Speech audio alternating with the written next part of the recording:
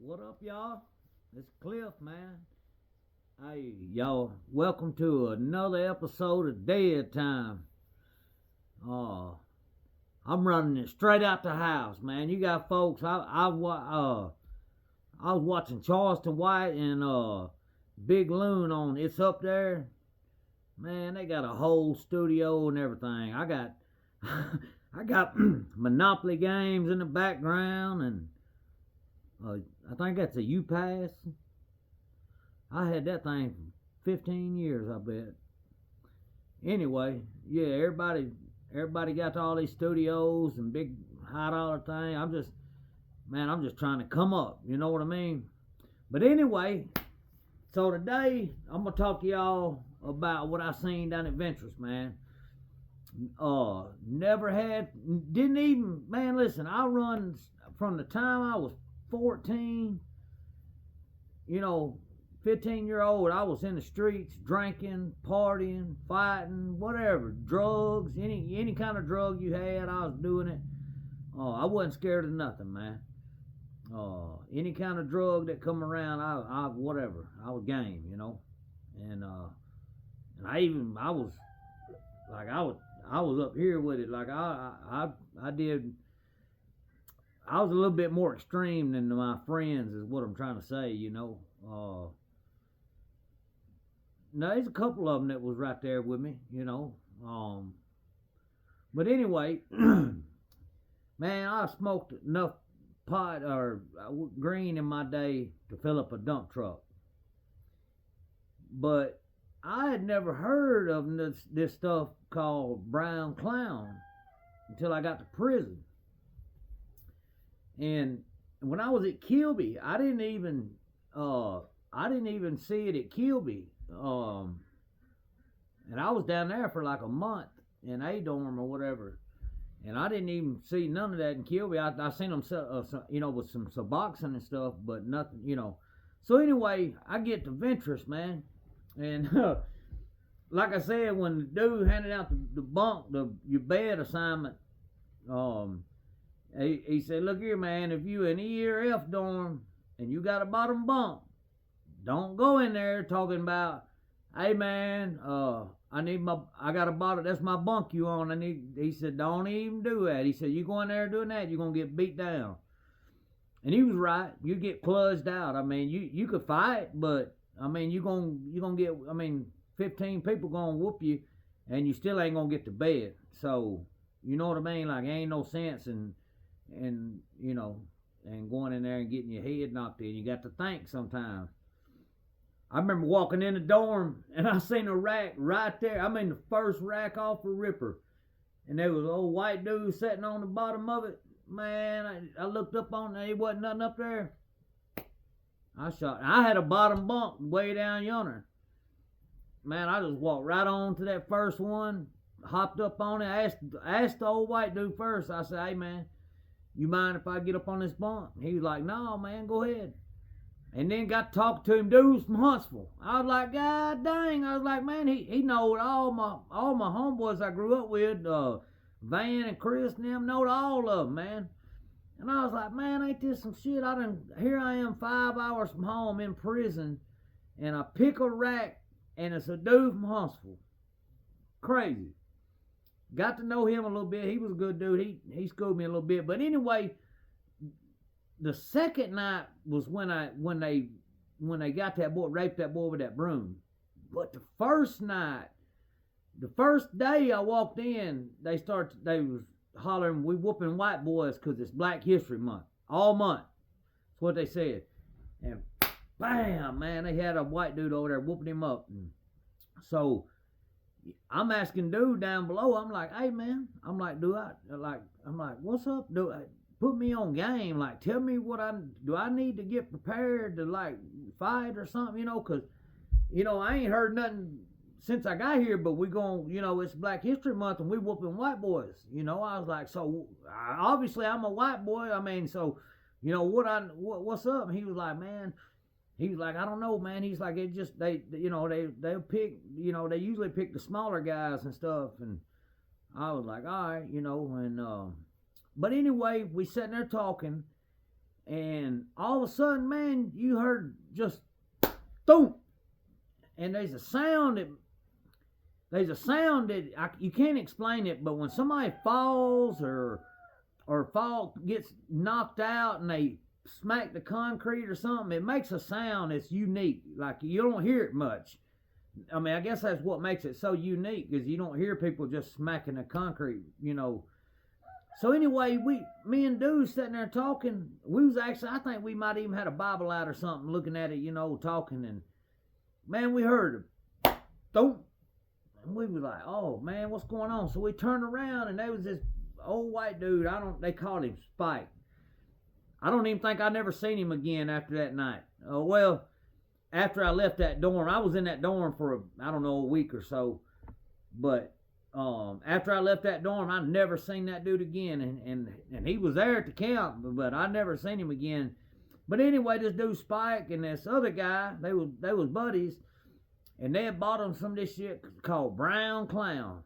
And what it was they just take regular top. That's what they sell in Alabama, is top rolling tobacco. And you buy your cigarettes, roll them up, whatever. Well, they got this stuff that they will sprinkle on top of the regular brown cigarette tobacco. It was like a white little powder. And man, listen, they call it wigging out. And I'd never seen nobody wig out. I mean, I seen people wig out on meth and stuff, you know, growing up in rural New Hope and all that. But this dude comes off the top rack like a bird, man. Ah! Seriously, that's the noises they make, man. Motherfuckers, they be chirping and barking and listen. But anyway, dude, boom, he's flopping around on the floor, and the other dude falls off too, or, you know, and they both in the floor. I mean, just one of them's like crappie flopping around. I'm thinking they have a seizure, dying. And then all of a sudden, like, all these dudes got around him, like 20 or 30 dudes, you know, and it was the dudes that run stuff, you know what I mean? It was the big dogs. It wasn't, you know, and they all had that. Listen, this ain't no lie. It blows my mind. Police never even came in there, man. These dudes is over there wigging out, and I'm thinking they dying. I swear to God, I've never seen nobody wig out. I think they dying, man. And then all of a sudden, like this one big old dude, big dude, he had a phone, and he was over there filming it, and he was like, look at these stupid, you know, blah, blah.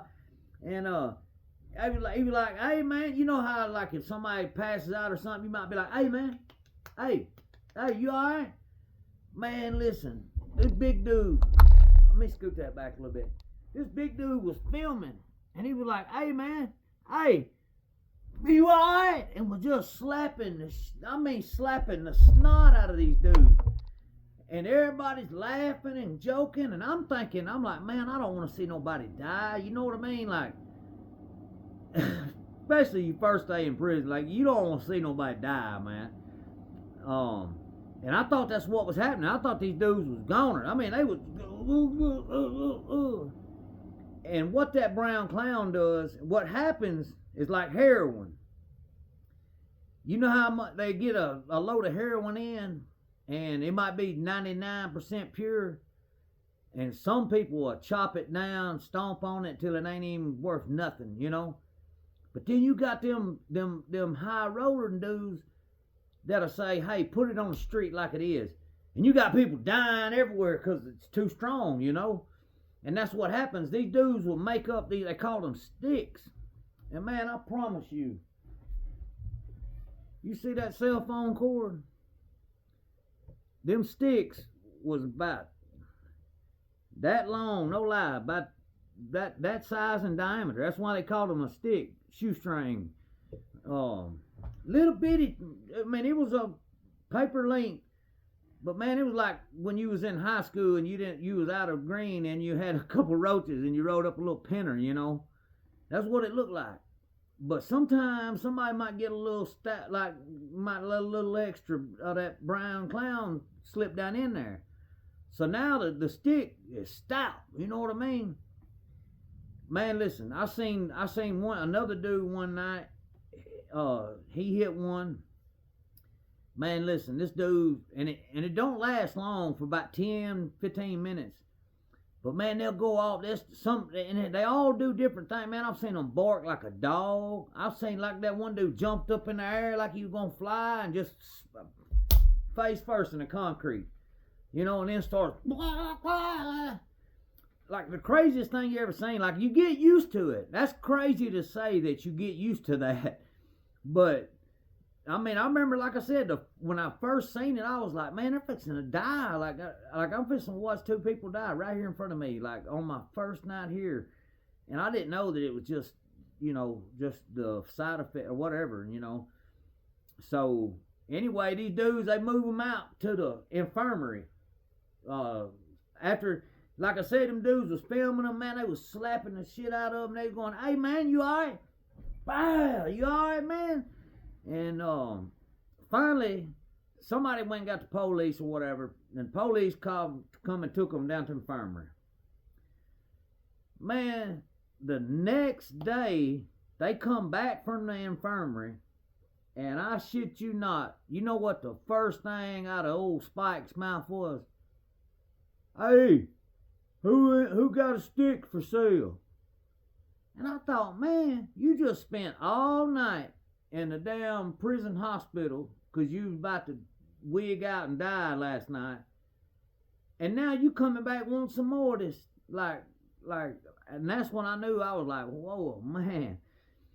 And now I had some good friends in there that I talked to and dealt with, and they was smoking, but like if I was over there by their rack or whatever, like, man, you got to be conscious and aware of your surroundings in prison. That's how you get jacked up, man. You get lax and you start thinking, I've been here a minute, it's all cool, Man, listen, you always got to be watching and making sure you know where you at and who's in there, and for real, like, there's a lot of different things, man. There's 1,500 people inside one fence. Like, you got to, and man, I was thinking about this morning while I'm working. Like, you get to beefing with people on the street, and then you go to prison and you forgot all about that dude you beefing with on the street. And then guess what happens? I'm gonna tell you a story on that. But let me finish the brown clown. The brown clown, man, I seen so many people wig out on that stuff. And I talked to a friend of mine the other day, and he's about to get to go home, and he was gonna call in and let me talk to him, but we both kind of come to a decision. He's already been paroled, so he just he going home soon, like within a month. And I was like, if you don't want to do it, that's cool, whatever. And I don't blame him, if he don't want to call in, and because I wouldn't. I made a dude get off my bunk my last night in prison just because he had a cell phone, and even though I was going home, he was like, "Oh man, you." But anyway, I'm gonna tell you this little story. I'm gonna switch over from the brown clown to what happened to me right before I went to prison. I was making dope, every day, doing my thing. And I was running with some people, different people. And somehow there was a guy from Hazel Green, and he said something on Facebook to a guy I knew, and it was none of my business at all. And I guess I thought I was a tough guy or whatever. And so I said something to the other dude from Hazel Green, like I would whoop him or something like this, Well, little did I know, the dude I was talking to, he wasn't no joke. 6'2", 210, 215, big old joker, man. Solid. And he was psycho. For real. Good dude, don't get me wrong. I love him to death to this day, man. If he called me right now and said, Cliff, I need $50 on my books, man, I'd help him out, for real. But let me tell you what happened. So I said on Facebook about, you know how that Facebook tough guy shit is. I'll whoop you, blah, blah, blah. He like, all right. So I'm in county jail waiting to go to prison, and And somebody comes in from court one day and they was like, oh man, they gave they gave Treat they gave him 10 years. And I was sitting there thinking, man, I got the same charge he got. I was like, nah, but he's been in trouble before, so I'll probably get, something less than that. Man, I go to court, get the same thing. So I know he's in prison, I'm in prison, but I done forgot about all that. All that stuff that was said. Like, I done had so much stuff happen in between then that I ain't even thought about that. Go to Kilby, stay in quarantine, all that. They do your classification. You got to take tests and stuff, medical tests, blah, blah, blah. Get the Ventress.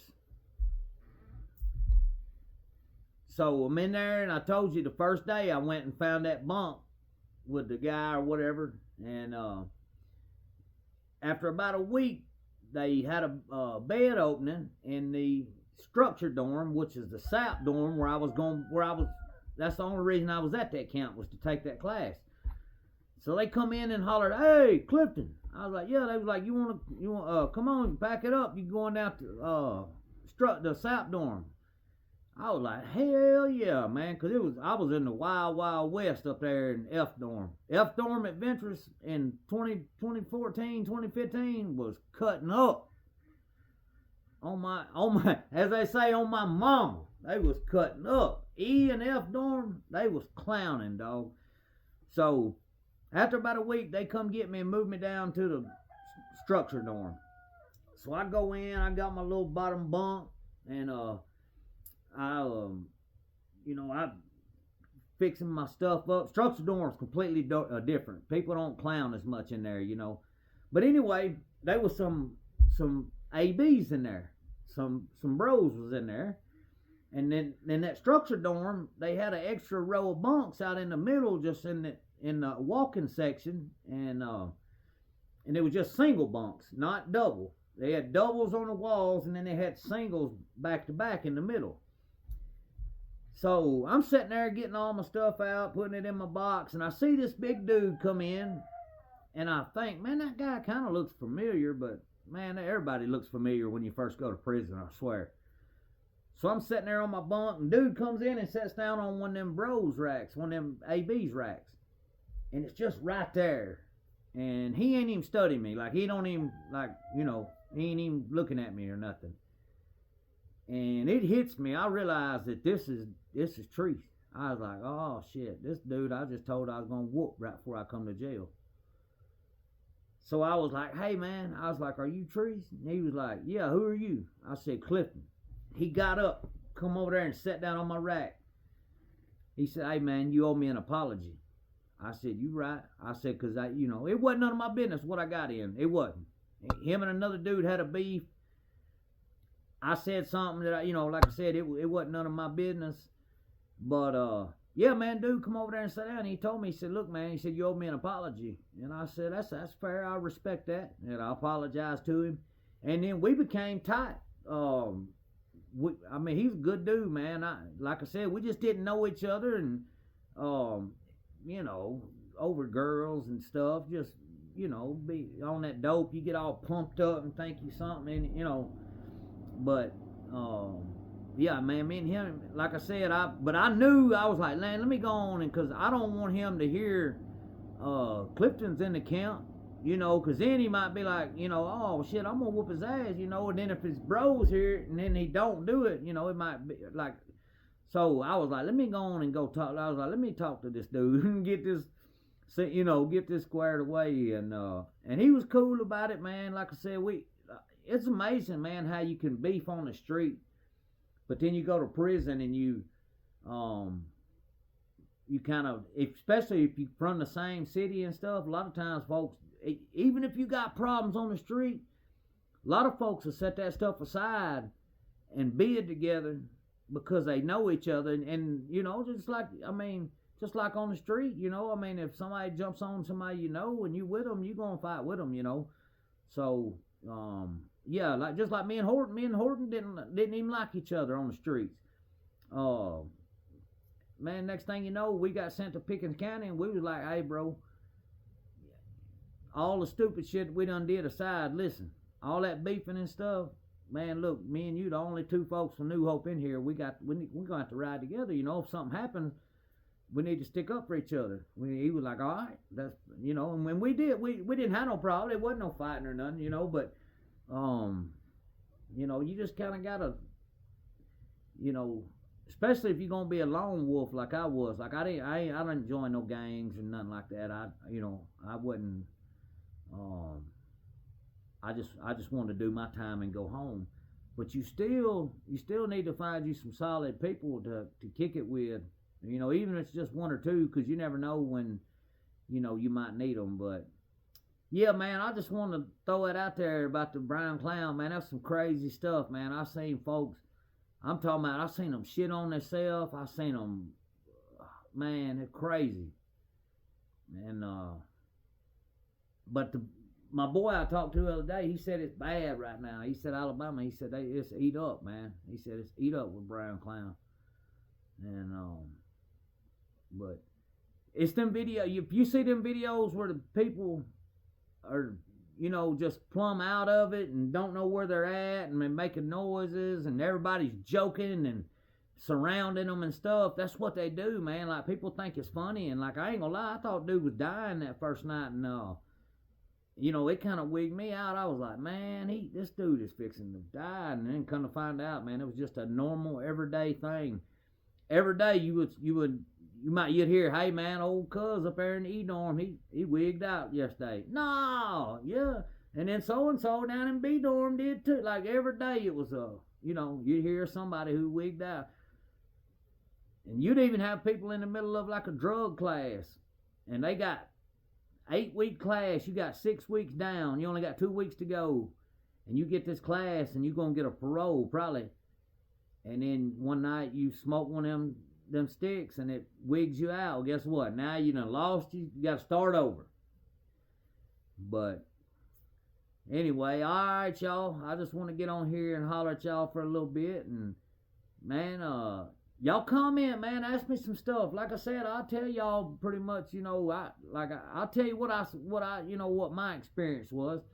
I don't have, like, I don't hate, you know, try to hate on nobody or nothing. I just tell what you know, my experience, not anybody else's.